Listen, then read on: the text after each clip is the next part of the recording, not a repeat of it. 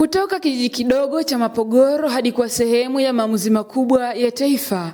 Hii ni safari ya William Vangimembe Lukuvi, kiongozi aliyekulia katika maisha ya kawaida, lakini akaandika historia isiyo ya kawaida.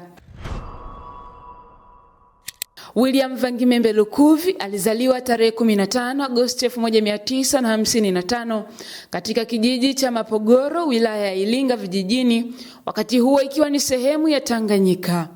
Alikulia katika mazingira ya kawaida ya kijijini yaliyomjenga maadili ya kazi, nidhamu na uvumilivu, nguzo zilizokuja kuwa msingi wa maisha yake ya baadaye. Katika safari yake ya elimu, alipata mafunzo ya walimu kutoka Tabora Teachers College kabla ya kuendelea na masomo ya juu na kupata shahada ya uzamili katika sayansi ya siasa kutoka Chuo Huria cha Tanzania. Mbali na elimu ya darasani, alipitia pia mafunzo ya Jeshi la Kujenga Taifa JKT, ambako alijifunza nidhamu, uwajibikaji na uzalendo, maadili yaliyomjenga kuwa kiongozi wa vitendo. Mwaka 1995, wakati Tanzania ikiingia katika mfumo wa vyama vingi, William Vangimembe Lukuvi alichaguliwa kuwa mbunge wa jimbo la Isimani kupitia Chama cha Mapinduzi CCM.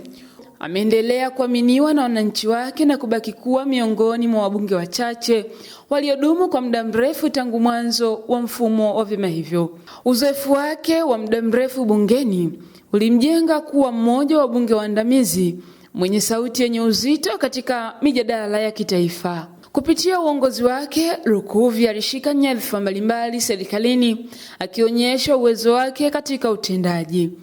Miongoni mwa nyadhifa hizo ni pamoja na waziri wa nchi, ofisi ya waziri mkuu, sera, uratibu na bunge, kuanzia Novemba 2010 hadi Januari 2015. Waziri wa ardhi, nyumba na maendeleo ya makazi, kuanzia Januari 2015 hadi Januari 2022. Waziri wa nchi, ofisi ya waziri mkuu, sera, bunge, uratibu na wenye ulemavu na mbunge wa Isimani, nafasi aliyokuwa akitumikia mpaka sasa. Ikumbukwe kuwa utendaji kazi wa Lukuvi ulijenga imani juu yake kwa wengine.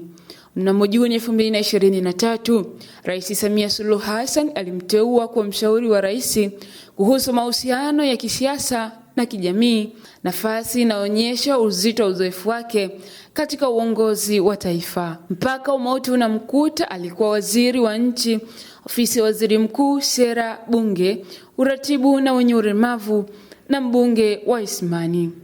Je, mara ya kwanza kusikia jina William Lukuvi ni kumbukumbu gani ambayo ulijenga juu yake? Tuandikie hapo kwenye comments.